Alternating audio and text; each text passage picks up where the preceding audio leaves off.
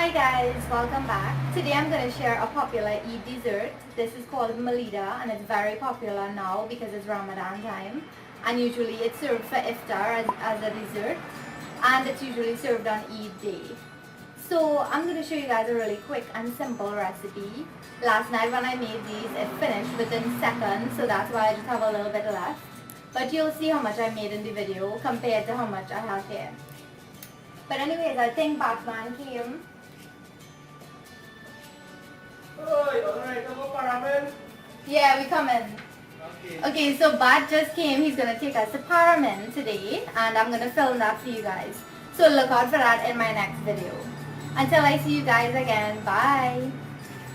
Hi guys, so the first thing we're going to start off with is the roti. So I'm going to show you guys what you'll need for the roti first, and when we're finished, then we will work on putting the Malidas together. So I'll show you guys the rest of the ingredients. So everything I have here will be listed in the description box below, all the exact measurements. So the first thing I have is some flour, salt, baking powder, some full cream milk powder, and I'm just using this Nestle Klim. Some brown sugar, you can also use some white sugar, cookeen or lard or margarine, some ghee, you can use oil or butter in place of that, and if you don't have cookeen or crisco or anything, you can just use double the amount of ghee or double the amount of butter or oil. And you'll just need some water to make a dough. So now all we're going to do is add all our ingredients to the flour, just the dry ingredients. So that was the salt, baking powder, sugar, and full cream milk powder. And the sugar and the full cream milk powder gives it a nice rich taste, and it gets really nice and flaky. So just mix it with your hand to combine everything. And once everything's incorporated, now you're gonna make a dough. And you wanna make a nice soft dough, because this is like a paratha dough or a bus-up shot dough.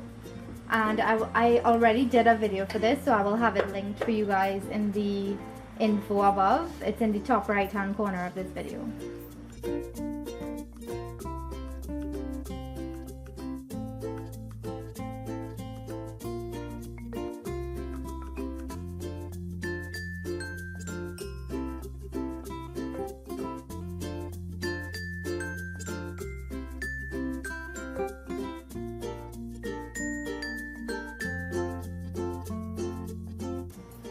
So this is how you want your dough to look. You want it to be nice and soft. Now we're gonna add some ghee to this and knead it back in. So I'm gonna add some ghee to this. Not too much, just a little bit, just to soften it up. And just knead it back in.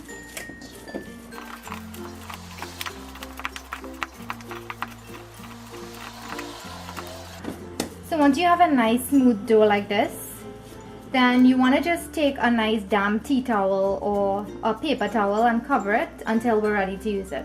And I'm just going to let it sit for about 10 to 15 minutes, and then we'll go ahead and start cooking the roti.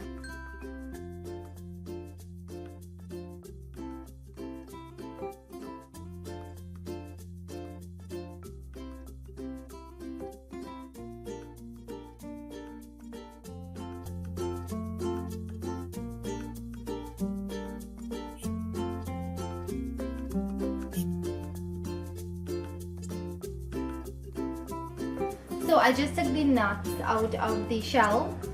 I just took a really pointy knife to get it out. So just be careful because the knife could slip and cut you. So what I'm going to do now is just grate it on the finest side on my grater. And the grater is not dirty. This is just when my mom grates saffron or turmeric to make tea. So that's why it leaves a stain. So I'm just going to grate it on this side.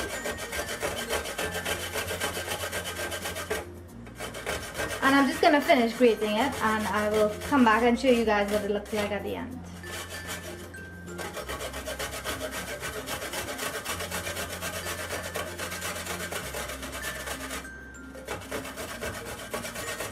And you can also put it in a food processor as well, but you want to make sure not to add any water because you want this to be really dry when you add it to the roti. So you can do that as well. Okay, so my dough has been sitting for about 15 to 20 minutes and it's really nice and set now. It's nice and soft. So I'm gonna form it into loyas or smaller dough balls and form it to the size that you know your tower is. So when you roll it out, it'll be, you know, a good size for your tower, not too big or not too small. So once you formed your loyas or your smaller dough balls and you let them sit for about 2 minutes just to kind of soak, as we say in Trinidad, I'm gonna roll these out with the ghee and the cookeen or the lard.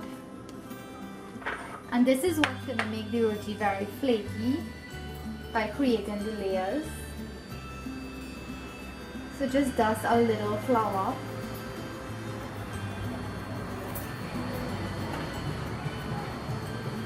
And in this bowl, I have some cookeen or crisco and some ghee. You can also use just butter alone, or you can use oil, or you can just use ghee alone, or crisco or cookeen alone. It's up to you.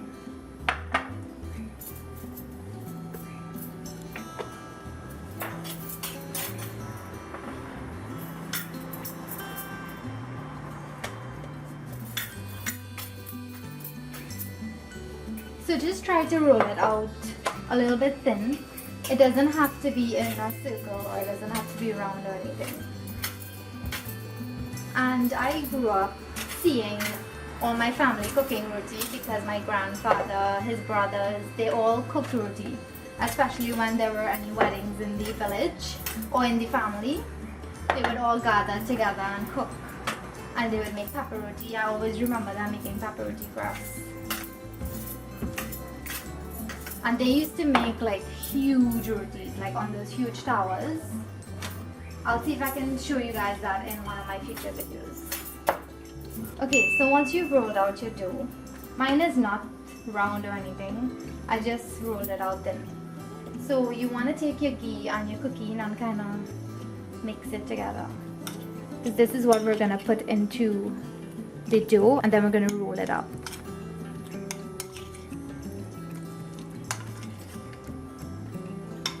I remember always seeing my uncle with these huge sticks of cookeen and huge cans of these. Trust me, if you make roti, you always have this around.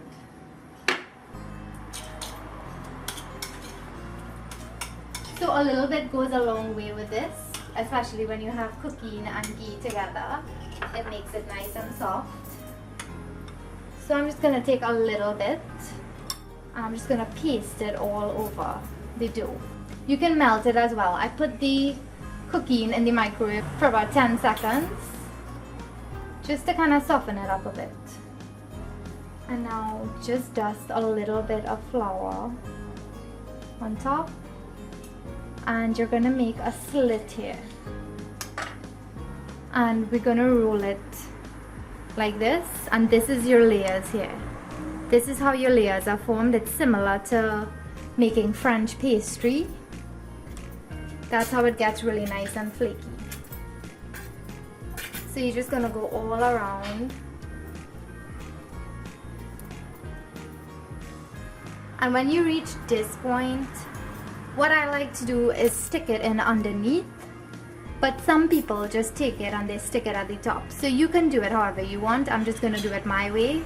And I'm going to hold it and bring everything to the center. And you're just going to stick it in like this. And you can just push the top down a little bit. And this is your loy for your paratha or bus-up short roti. So I'm going to finish up the rest and then we'll start cooking it. Okay, so now we're going to roll out the roti to make the paratha. So try to roll it out nice and thin. Just put a little bit of flour on each side.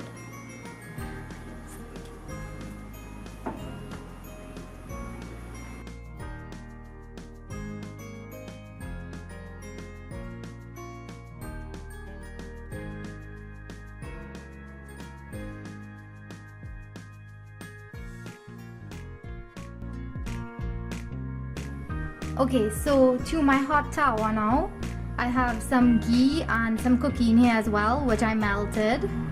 So I'm just gonna brush this in the middle, because my roti is not that big. So I'm just gonna brush it in the middle.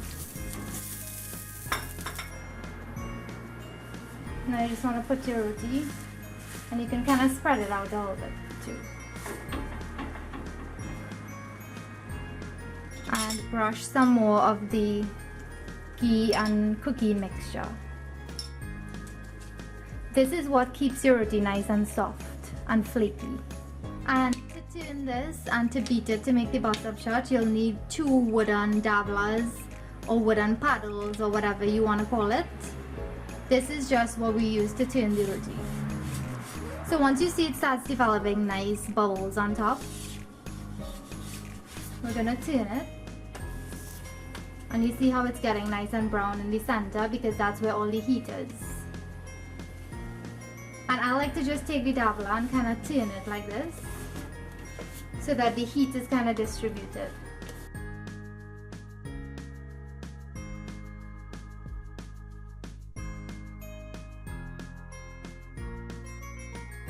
Now to get these ends to cook properly, kind of pull it to the middle, because that's where all the heat is.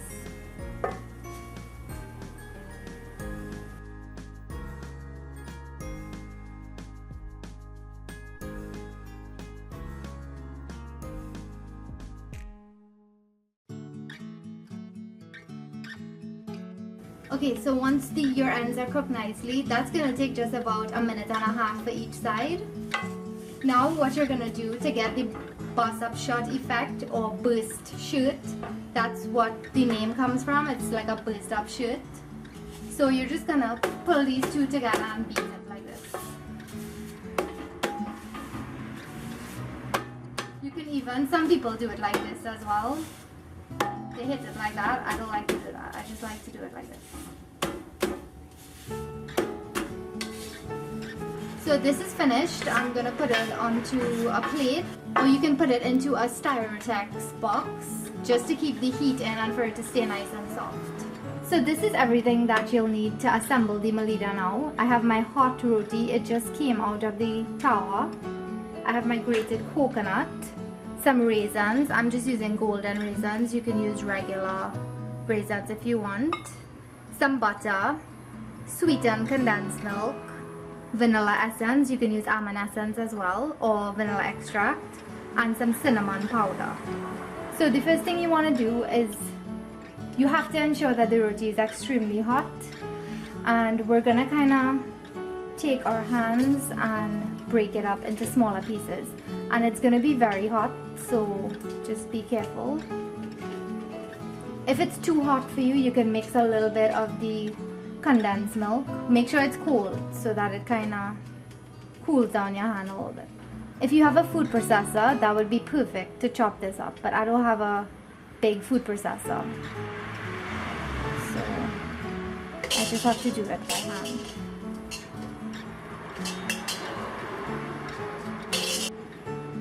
Okay, so it should be nice and finely shredded like this. I kind of did a shortcut. I put it on my chopping board and I chopped it up with a knife just to get it smaller, because it was really tedious to break each piece of the roti apart. So you can do that if you don't have a food processor. So now the next thing you want to add is some butter, and you just want to work that into the roti. It's going to help the Malida to stay in one bowl. Now add your cinnamon. Add enough because you want it to be nice and flavorful, and just mix it in. Now add your shredded coconut, and it's starting to smell really nice.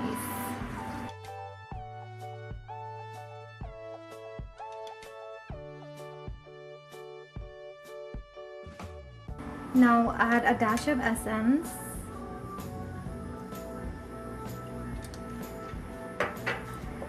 and your condensed milk. And you don't have to add too much condensed milk. Add a little bit, mix it, and then taste it.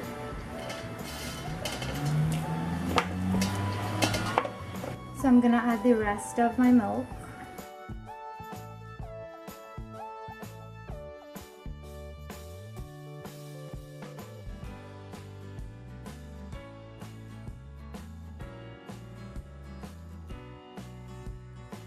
So I just tasted it and I feel that it needs a little bit more essence. But it's up to you, it's your preference.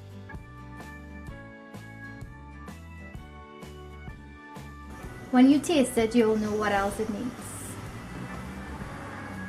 I like a lot of cinnamon and a lot of essence. Some people don't like that.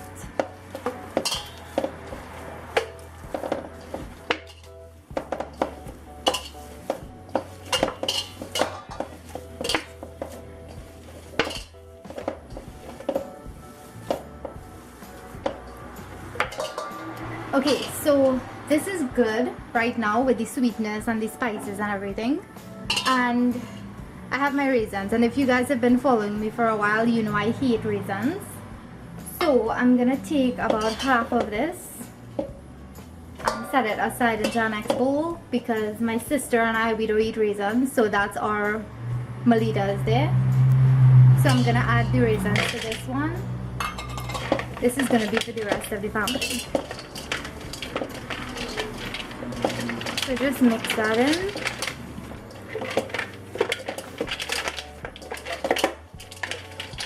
And you can also add cherries as well, and nuts if you want. And the cherries, if you're adding it, make sure you cut it up into little fine pieces, because you really don't want to get a big chunk of cherry. Okay, so once that's mixed well, now it's just time for us to form it into little balls.